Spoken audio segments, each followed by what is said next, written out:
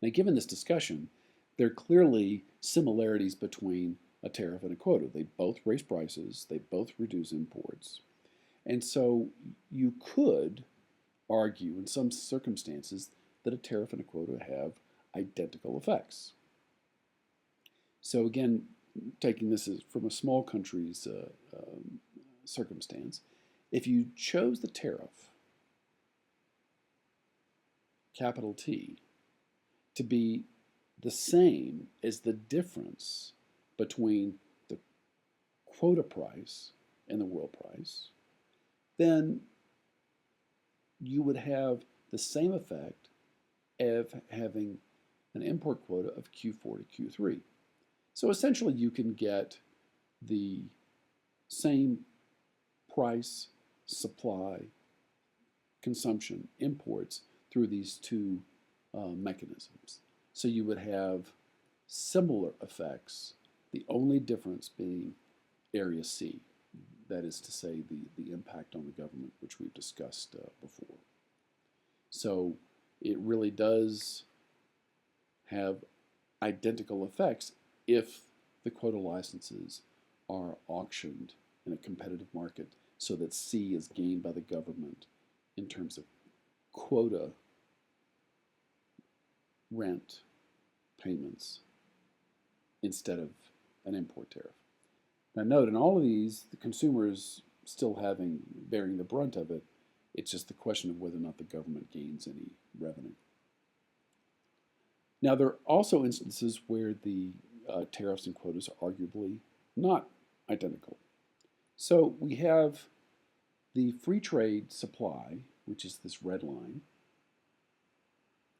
and then we have the supply associated with the tariff.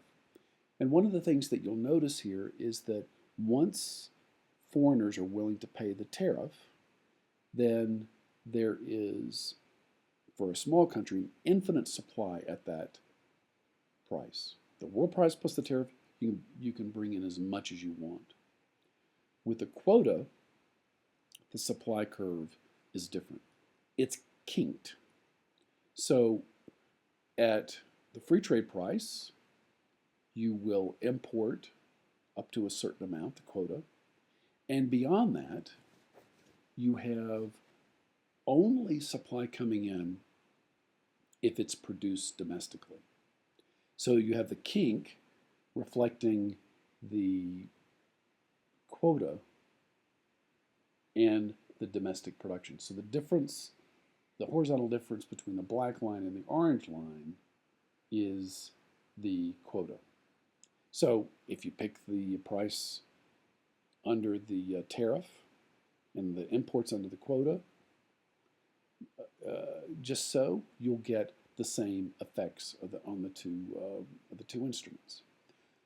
However, if there is an increase in demand, they're very different effects.